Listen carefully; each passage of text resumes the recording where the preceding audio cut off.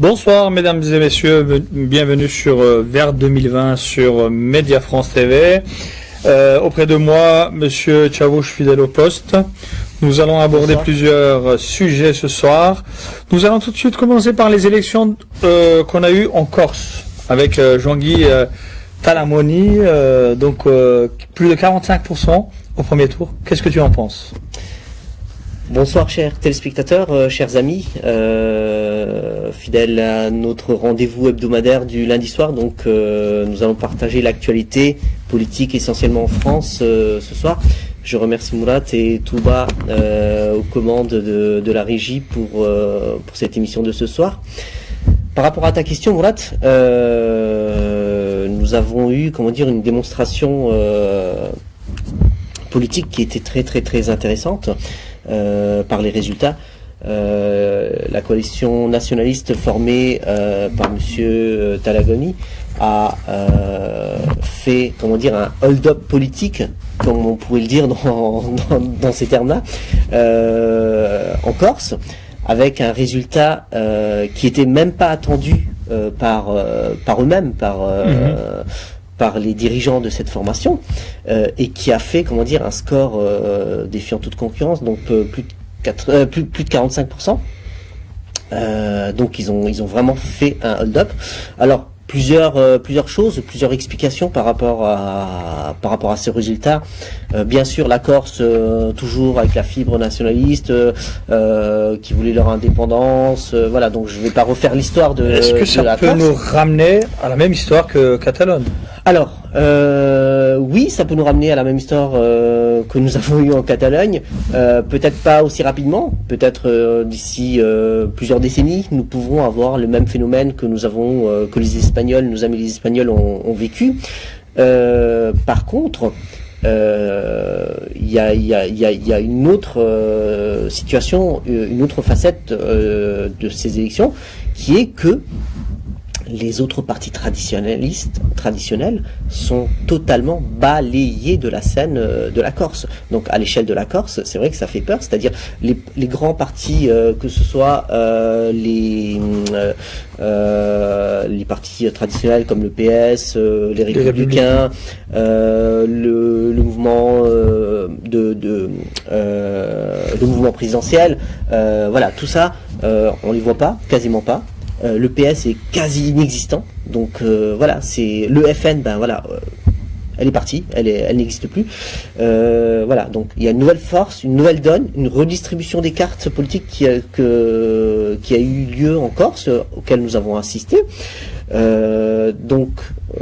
Moi j'appelle à la vigilance. Voilà, donc c'est un territoire de la République, avec ses particularités, avec ses spécificités, avec une histoire différente, mais qui est quand même un territoire de la République.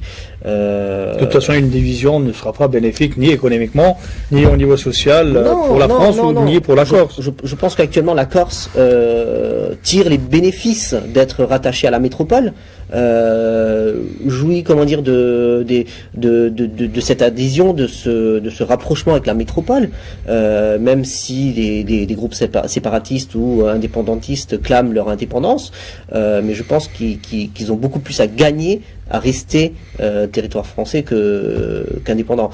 Ils essayent d'apaiser les esprits, de réconforter les populations en disant que voilà, on va pas vivre un épisode à la catalane, mais c'est une situation à laquelle nous pouvons arriver d'ici, je dirais, une dizaine d'années ou une quinzaine d'années, avec une idée d'indépendance qui pourra être vraiment très bien ancrée dans les esprits.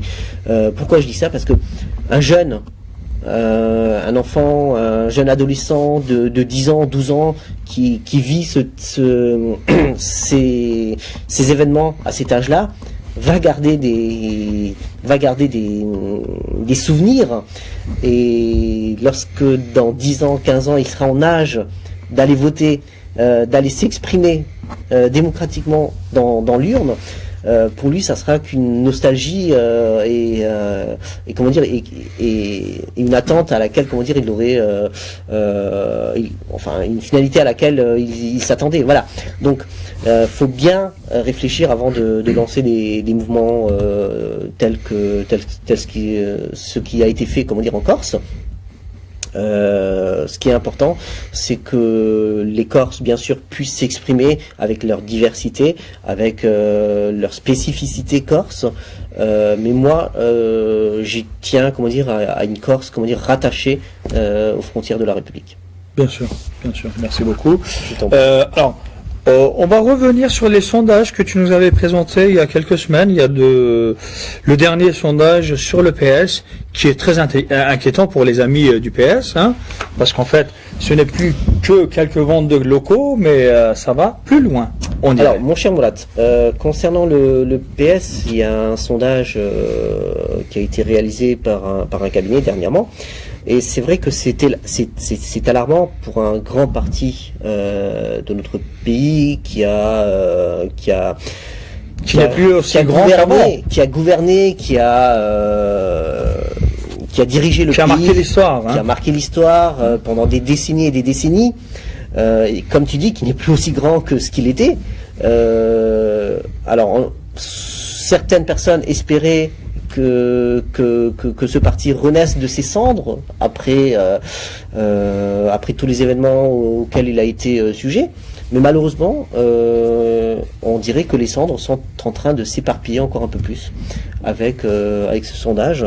Alors, qu'est-ce qu'il dit ce sondage? En fait, les chiffres sont vraiment alarmants pour une formation politique qui avait une aussi grande envergure. Donc moi, ça me fait penser un peu au Parti communiste des années 40, 50, 60, qui n'est plus qu'un fossile actuellement, donc qui ne représente que 1 voire 2%. Oui, qui ne représente que eux-mêmes, mais voilà, donc c'est dommage parce que tous ne sont pas pourris. J'en suis sûr que dans ces formations, il y a des personnalités qui ont du cœur, qui ont de l'âme, qui ont comme priorité l'humain et qui pensent servir la bonne cause. Par contre, voilà, donc la réelle politique est telle que actuellement, ils sont dans une situation, dans une impasse, dans une situation de non-retour, je dirais. Alors qu'est-ce qu'on a comme chiffre? Nous avons 74% des Français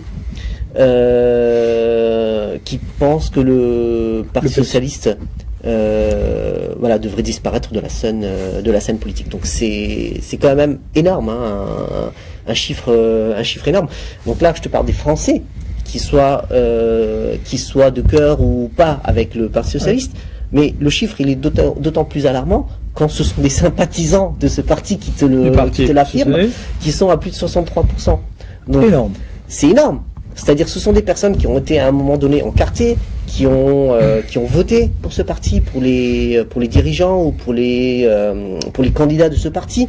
Ce sont des personnes qui avaient un jour un espoir en ces personnes-là, en ce mouvement, et qui aujourd'hui, en 2017, estime que ce parti n'a plus sa place sur l'échiquier politique. Si on se basait sur ces chiffres, ça nous ramènera à 5-6% les voix du PS. Même pas, oui. Donc, alors, c'est vraiment alarmant dans le sens où, actuellement, il y a plein de tractations. Qui va reprendre les rênes du parti? Est-ce que c'est Najat Vallaud-Belkacem? Est-ce que c'est un autre? Est-ce qu'on va rappeler Valls, qui lui a préféré se mettre du côté du pouvoir, ou du moins il essaye, parce que voilà, c'est un ami encombrant, comme on dit. Donc voilà. Pour tout le monde. Hein. Voilà. Donc actuellement, il essaie peut-être de se faire oublier. Mais pour dire que voilà, un parti socialiste qui est en déclin, qui, en plus, moi, ce qui me désole le plus, c'est que ce parti a fait miroiter pendant des décennies le bonheur et la prospérité à des populations issues des diverses immigrations, notamment nos amis maghrébins, une grosse partie de la communauté turque, nos amis hispaniques, nos amis issus des immigrations italiennes, portugaises. Voilà. Donc tout le monde voyait en ce parti une raison d'être, un mouvement social qui les regroupait en son sein. Et on s'est rendu compte qu'au fil des années, ce n'était pas ça. Donc tu pouvais avoir des idées qui étaient aussi nauséabondes que dans un parti d'extrême droite et te retrouver au milieu d'une réunion. Est-ce qu'il y a eu une déviation au niveau des idées ou... Bien sûr, bien sûr. Ou à l'origine, il ne défendait réellement pas ses idées. Alors, il y a eu une déviation, ça c'est certain. Après, il y avait aussi des dirigeants qui étaient, comment dire, rigides sur leur position, qui ne voulaient rien entendre, qui étaient plus laïcs que laïcards. Donc, ils avaient, comment dire, une doctrine, je dirais, comme les kémalistes ou le kémalisme turc. Donc, il y avait le socialisme à la française qui a fait que voilà des milliers de personnes ont fui ce mouvement et que maintenant ils se retrouvent dans une telle situation qui est dommage pour un héritage, comment dire, pour un héritage aussi important. Et c'est, comme on dit, c'est une sortie par la petite porte pour ce parti. Une affaire à suivre. Un autre sujet qui concerne le précédent, donc PS, le mouvement du Benoît Hamon. Oui, voilà. Alors Benoît Hamon, on en a déjà parlé la dernière fois. Oui. Tu sais qu'ils ont eu leur congrès là, 1er décembre. Donc c'était le mouvement du 1er juillet qui se réunissait le 1er décembre pour discuter, pour dire qu'est-ce qu'ils allaient faire prochainement, vers où ils allaient aller. Figure-toi que voilà, donc ils ont changé de nom. Entre-temps.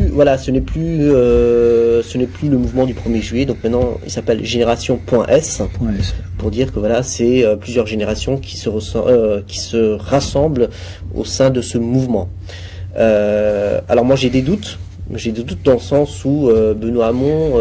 Quelqu'un qui a loupé complètement les élections présidentielles peut-il être capable de réunir, de rassembler de nouveau, même s'il change le nom de... Oui, alors tu vois, il va essayer de récupérer un peu les déçus du PS, qui sont pour la grande majorité ça fait partie des 63% des sympathisants du PS qui ne veulent plus. T'as une grande partie qui sont chez Macron déjà. Donc lui, qu'est-ce qu'il va faire? Il va essayer de récupérer le reste, mais t'en as une autre partie qui était déjà partie chez Mélenchon. Donc il y a une tractation entre les deux, entre Mélenchon, Hamon. Est-ce qu'ils ne vont pas se réunir? Est-ce qu'ils ne vont pas... Surtout aux élections européennes. Oui, donc il y a eu quelques contacts. Il y a eu quelques contacts. Donc est-ce qu'ils ne vont pas former une liste commune au plan national ou bien sur certains secteurs, je ne sais pas.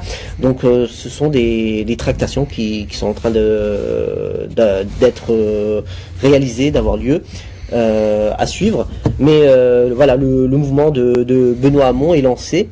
Je lui souhaite bonne chance, mais ce que j'en conclus, c'est que c'est un mouvement qui est mort-né de par la situation politique à laquelle, comment dire, de laquelle il vient. C'est-à-dire, il vient d'une famille politique le Parti socialiste qui est en train de s'effondrer. On reprend les mêmes. Pour faire autre chose, ben non, ça va pas marcher. Ça n'a pas fonctionné. Une épicerie halal expulsée. Oui. On vient d'apprendre le nouvel. Oui. Alors, qu'est-ce qui se passe ? Parce qu'en fait, ils vendaient pas du vin. Oui. C'est ce qui est dit grossièrement dans les médias. Hein. Oui. Alors l'épicerie halal, c'était à Colombes, c'est ça? Oui. Donc, alors, l'épicerie halal, c'est fou quand même qu'on peut stigmatiser une frange de la population. Alors, c'est ça, moi, qui me désole. Qu'est-ce qu'on dit? On dit que ils ne rendaient pas service à l'ensemble de la population. Voilà, parce qu'en fait, à l'origine, c'est une épicerie générale. Oui. Alors, alimentation générale. Oui, alimentation générale. Donc, quand on est une épicerie d'alimentation générale, on doit vendre ou on ne doit pas vendre d'alcool. Alors, Quand on est une épicerie générale, moi je pense qu'on a encore la chance de choisir quel produit nous voulons vendre et nous ne voulons pas vendre. Je ne connais pas de texte qui oblige une épicerie à vendre tel ou tel produit. Ce que je disais tout à l'heure, c'est que c'est quand même formidable qu'on puisse, même dans une vie économique, qu'on puisse stigmatiser une frange de la population. Pourquoi ? Parce que cette entreprise, ces personnes-là ont décidé de répondre à une demande, à un besoin d'une certaine partie de la population. Alors, que dire des épiceries cachères qui ne vendent que du cachère ? Et les personnes qui veulent pas de cachère, ils peuvent pas s'approvisionner dans une épicerie cachère. Et c'est normal. Une épicerie grecque qui vend des produits grecs, c'est normal qu'ils vendent des produits grecs. Donc je ne comprends pas pourquoi. Est-ce que c'est plutôt garder dans les esprits le mot halal pour pouvoir encore travailler dessus lors des prochaines élections ? Mais pour moi, c'est une forme de discrimination, de stigmatisation. J'insiste là-dessus. C'est que, voilà, dans un bail, on peut pas dire, voilà, vous devez vendre exclusivement, comment dire, des produits du terroir ou je ne sais quoi. Surtout que, voilà, c'est un bâtiment HLM. Vu la population aux alentours, vu la clientèle, la clientèle qu'il y a autour de ce commerce. Je ne vois pas pourquoi ça gênerait.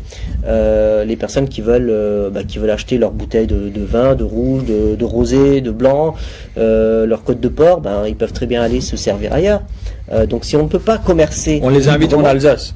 Oui, bien sûr. Il y a des bons vins. Hein. Oui, on a des très bons vins, des très bons crus, surtout pour le marché de Noël. Donc voilà, donc c'est encore une façon de stigmatiser une certaine tranche de la population, même dans leur activité commerciale, on arrive à les trouver et à les embêter, à les enquiquiner par des excuses, comment dire, entre guillemets, bidons. Parce que voilà, il y a une demande, j'ai une clientèle, il y a une demande, il y a une offre, donc voilà, moi je fais mon commerce. Alors, qu'est-ce que vient se mêler de ça, la mairie, la municipalité, l'office HLM, qui sait pertinemment que ce commerce va beaucoup plus vendre, beaucoup mieux marcher avec son type de fonctionnement qu'il a mis en place que ce qu'on lui impose. On va passer sur un autre sujet qu'on a eu la semaine dernière, donc Monsieur Macron, Monsieur le Président de la République, qui était en Afrique, donc il y avait deux points que j'avais soulignés. Donc il tutoyait les présidents des pays de l'Afrique, alors qu'en France ou qu'en Europe ou dans le reste du monde, il ne fait pas du tout ceci. Et puis, il prenait l'un des présidents de la République comme technicien de clim. Oui. Ce qui est très intéressant. Oui. Et en même temps, dans son discours, il parlait du passé, que la France n'était plus le pays colonisateur. Oui. En parlant, en montrant avec son doigt le président du pays en question, oui. Et à plusieurs reprises, dire qu'il doit réparer la clim. Alors j'ai suivi le discours du président de la République en Afrique, et il a raison. Il a raison dans le sens où la France n'a pas de politique africaine. La France-Afrique, pour lui, est terminée.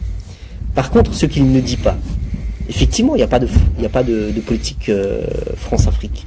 Il y a des échanges économiques. Il y a des contrats. Par contre, il y a mieux, ce qui est dans l'air du temps, c'est-à-dire on ne va plus coloniser des pays de cette région du globe, mais on va les mettre sous embargo économique.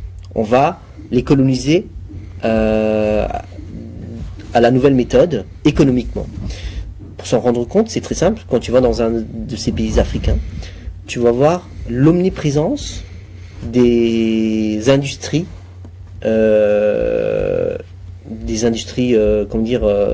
territoriaux qui sont présentes là. Tu vas te rendre compte de l'omniprésence des modes de fonctionnement qui ont été transcrits sur ces territoires-là. Tu prends le Sénégal, par exemple, que ce soit les routes, que ce soit le mode de fonctionnement des administrations, voilà, c'est du copier-coller, par rapport à ce qui se faisait en métropole en France, d'accord? Et économiquement, qu'est-ce qui se passe? C'est que les industries, les grands groupes français sont omniprésents, d'accord? Ils sont omniprésents, ils n'ont plus besoin de pouvoir politique, parce que les politiques, ils les ont déjà avec eux, là-bas. Moyennant finance, moyennant des arrangements. Encore la semaine dernière, sous couvert d'anonymat, t'as des dirigeants de grands groupes qui admettent, qui ont dit que voilà, donc il y a des pratiques qui sont, il y a des bakchiches, il y a des bakchiches, il y a des pratiques qui sont monnaie courante, qui ne sont pas du tout éthiques, qui ne sont pas du tout corporate, qui ne sont pas du tout acceptables, mais qui sont réalisés dans ces pays-là. Alors, effectivement, politiquement, on n'est pas là. Et encore, je mets cette expression entre guillemets parce que on est forcément présent de par les ambassades, de par les réseaux d'influence, de par les groupes d'influence dans ces pays-là. Moi, ce que je demande, c'est à ce que ce continent qui puisse vivre de ses propres richesses, qu'on laisse ce continent tranquille, que ce soit les colonies anglaises, françaises, belges, etc.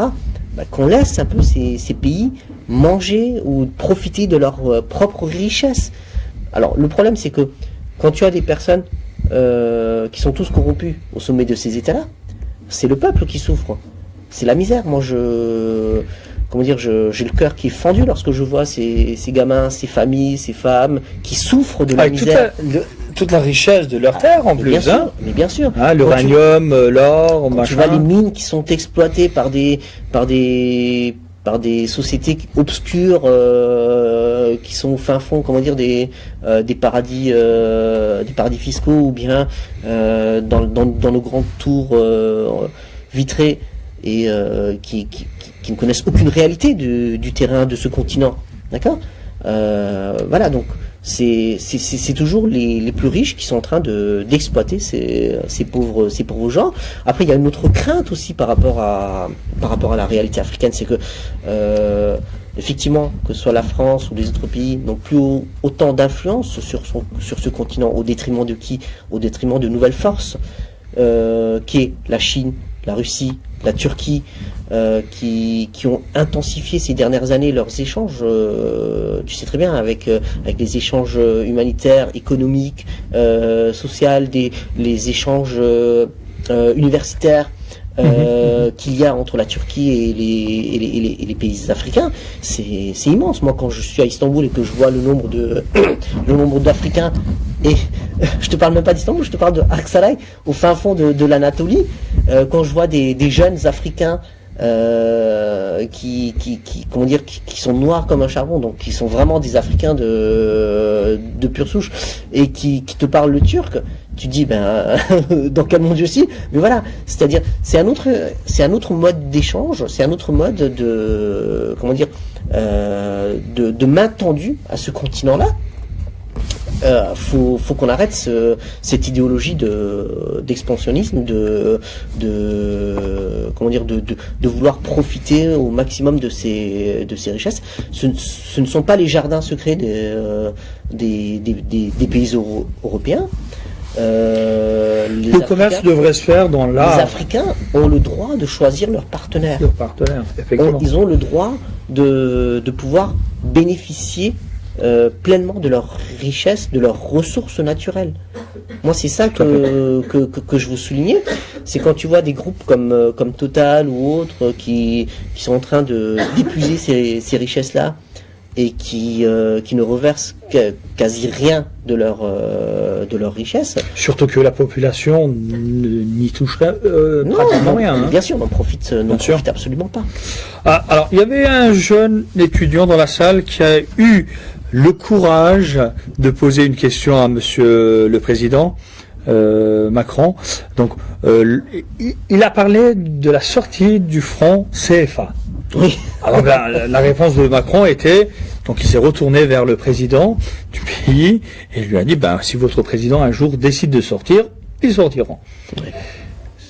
C'était une réponse un peu cachée, camouflée par quelque chose. Moi, j'étais pas très convaincu. Et puis, une partie de la salle n'était pas trop, était un peu trop sur ce jeune. Oui. Ils ont un peu hué ce jeune. Oui. Ce qui m'a étonné, parce qu'en fait, le franc CFA, c'est quand même un poids dans l'économie de ces pays africains. Alors, moi, je vais te répondre par une situation qui est quand même, moi, qui me désole et qui me fait mal dans le sens où, lorsqu'un président français arrive en Afrique, c'est notre président, il est accueilli, ou sa délégation est accueillie par des jets de pierre, par des huées. Il y a des personnes qui ont été blessées de par ces contestations. Donc ça, déjà, c'est en termes d'image. En termes d'image, mais c'est dire aussi le ressenti de cette population, de cette nouvelle jeunesse qui est en train d'émerger dans ces capitales africaines, qui eux, veulent faire, je pense, une révolution, veulent apporter la relève dans ces capitales, dans ces pays africains. Donc, ok. Emmanuel Macron, qui est le président de la France, est un président qui n'a pas connu la colonisation. C'est un jeune président d'une nouvelle génération. Mais il ne peut pas recréer des liens sur des bases coloniales. Il faut que ce soit sur une nouvelle donne, une nouvelle main tendue, d'égal à égal, sans complexe de supériorité. C'est ça qu'il faut pouvoir admettre et mettre en place. Et je pense que c'est ça qui manque le plus. Par rapport au franc CFA, c'est pareil. Il faudra du courage. Mais je pense que la pression est de telle que ces pays-là n'ont pas encore ce courage de créer leur unité monétaire, comme l'euro ou comme le dollar, une unité monétaire régionale. Ou gérer leur monnaie avec l'économie qui va avec. Hein. Qui pourrait leur donner un peu plus d'indépendance par rapport aux économies européennes. Très bien. Alors, sur un autre sujet qui est un peu marrant, hein, donc le prix de l'humeur politique, l'humour politique, pardon, décerné à notre ancien président de la République. Oui. Voilà. Écoute, ça lui va bien, moi je trouve. Il nous a fait rire. Oui, alors, durant tout son quinquennat. Mais en plus, il n'était pas le seul. Alors il y a un autre politique qui est tombé dans les oubliettes. C'était François Copé. Donc ils ont tous les deux été nominés à ces. Ils étaient bien classés, quoi. Oui, ils ont reçu tous les deux ce prix-là par rapport à leur action politique. Donc voilà, c'est une petite touche de gaieté dans cette politique de brut, je dirais. Mais voilà, moi j'aurais aimé parler de François Hollande ou d'un ancien président de la République avec des actions fortes, concrètes, qui auraient pu marquer, un quinquennat au plan international. Est-ce que tu penses que la France a perdu quand même? C'était une perte complète de 5 années. C'était un quinquennat de stagnation, surtout à l'échelle internationale. Donc on n'était pas présent. C'était une année un quinquennat de stagnation. C'est dommage. Et j'espère que la nouvelle équipe en tirera les leçons et fera en sorte que la France rayonne de son mieux, mais dans la légalité. Dans la légalité. Et tout à fait. Dans la fraternité, c'est-à-dire sans oppression, sans nouvelle guerre, sans domination par rapport à d'autres peuples, par rapport à d'autres régions. C'est ça que j'attendrai, d'un pays souverain. Alors, nous nous rapprochons de la fin, donc un dernier point à aborder, rue 89, qui parle de nous. Donc nous sommes suivis pas seulement dans les réseaux sociaux par nos téléspectateurs, mais les médias s'intéressent aussi à France Média TV ou Média Turc. Alors c'est nouveau. C'est très encourageant. Donc tout d'abord, je remercie l'ensemble de nos téléspectateurs et téléspectatrices qui suivent les émissions de Média France TV et de Média Turc TV quotidiennement. Donc nous avons une grille de programmes hebdomadaires en langue française et en langue turque. Et nous avons, suscité l'intérêt d'autres médias qui ont pignon sur rue, comme Rue 89 ou d'autres, qui s'intéressent à nous. Nous avons notre spécificité, nous avons notre ligne éditoriale, nous avons notre liberté de parole, voilà, et nous y tenons. C'est pour ça que nous sommes là, c'est pour ça que tous nos amis, tous nos confrères qui font les différents programmes en soirée après leur boulot après leur nous avons que des volontaires boulot, voilà, tous nos volontaires sont là pour pouvoir apporter leur touche et leur pierre à l'édifice. Donc de ce côté-là, je ne peux que saluer l'intérêt que portent ces médias traditionnels ou classiques ou qui ont pignon sur rue, parce que Rue 89 effectivement c'est pas vraiment un média classique. Je salue aussi leur travail journalistique et d'investigation qu'ils font sur beaucoup de sujets très intéressants par rapport au phénomène de société, par rapport à ce qui se passe sur Strasbourg, surtout rue 89 Strasbourg, ont des dossiers très très intéressants. Voilà. Et, donc ça nous fait plaisir que nous soyons observé par d'autres médias, voilà, et ça peut que nous donner plus de courage, plus de volonté, plus de ténacité pour améliorer, pour faire développer nos programmes et pourquoi pas un jour avoir une grille hebdomadaire qui tourne 24 heures sur 24. Pourquoi pas, c'est l'objectif, hein, c'est l'objectif. Bien sûr. Merci beaucoup Mohamed pour cette soirée. On remercie tous ceux qui nous ont suivis ce soir. Et puis, rendez-vous à lundi prochain.